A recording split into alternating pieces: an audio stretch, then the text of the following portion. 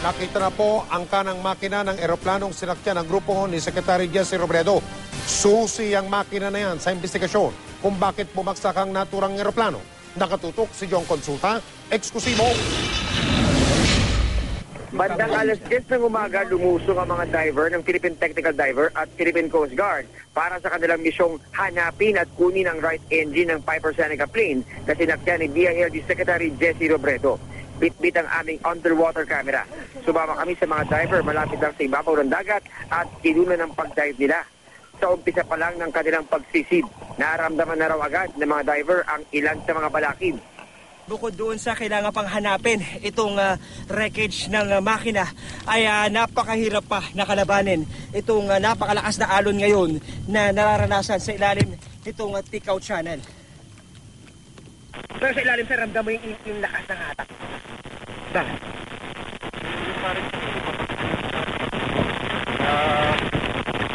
Kailangan talaga hawak-hawak para tayo na mag-pwede sa karin.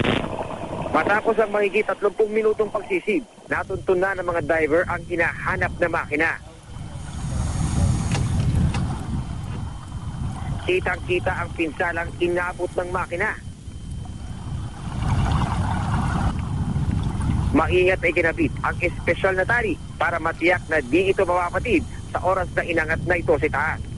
Nang may kabit na ang mga tali, ibinarita na ito ng technical diver na si Alex sa mga opisyal ng retrieval team.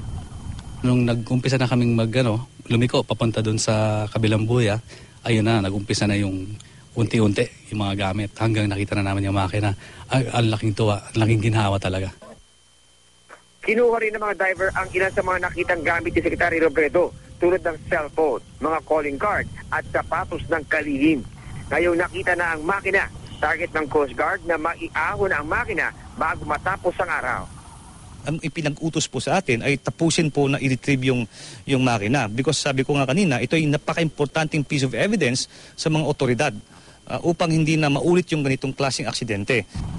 Mula rito sa Masbate, John Consulta, nakatutok, 24 oras.